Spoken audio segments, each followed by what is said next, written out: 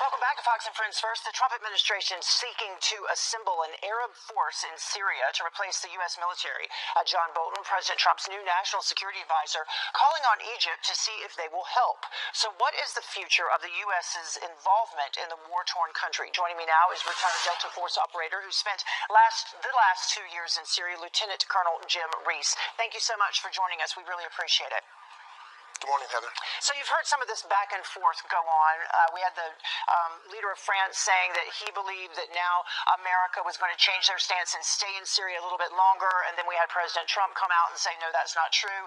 The press secretary, Sarah Sanders, said that we're sticking with our mission, and we are going to take our troops out as soon as possible. What do you believe the case to be? Well, Heather, first and foremost, everyone needs to remember we have a mission. The U.S. has a mission in the eastern part of Syria to destroy ISIS or Daesh. So that mission is not going to end, and it's not going to end anytime soon. So right now, that mission is our number one focus.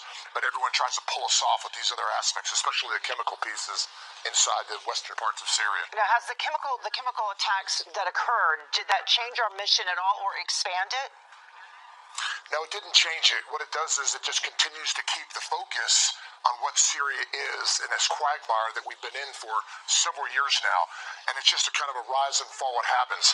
ISIS is our primary focus and mission in Syria. The chemical attacks, it touches our moral side, but ISIS continues to will always be that mission in Syria. But we'll always have to watch what happens with these chemical attacks by the Assad regime. So we have about, 2,000 troops still there right now? Yes, we got about 2,000, mostly focused on a joint special operations force that are working very closely with the Syrian diplomatic forces, or the SDF. And so they're mainly based in the eastern portion of Syria? Yeah, that's correct. If you look at the Euphrates River Valley that runs north out of Turkey, comes down and kind of takes a hard break at Raqqa there, which was the ISIS capital. The U.S. forces are lined along those from Kobani, Manbij, Topka down to Raqqa, along with some of the coalition forces and the SDF. So when you talk about assisting the SDF, you're talking about what, humanitarian, stabilization goals, also what, infrastructure projects as well? No, really for the U.S. forces, I mean, these were our partners, the Kurdish and Arab forces of the Syrian diplomatic forces, so what we call the SDF. They were our partners, our coalition forces on the ground inside of Syria, that literally the ones that helped attack and destroy ISIS. We were there, our special forces, special operation forces were doing the advise and assist mission, bringing in the airstrikes, helping them do what we've done throughout the Middle East, and we want to continue that mission until ISIS has been eradicated. And bring more Arab nations on board to assist? Yes, that's always been the plan of the U.S. As we build these coalitions, this area would be great to bring in other Arab, especially ground forces, and I've discussed this for years.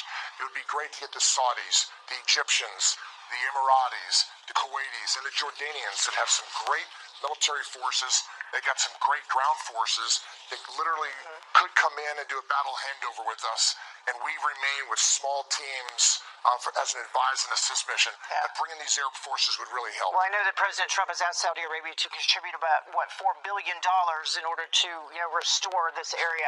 Colonel Reese, thank you so much for joining us. We'll see what happens with our troops over there. Let's hopefully they'll all get home safely. Thank you for your service as well.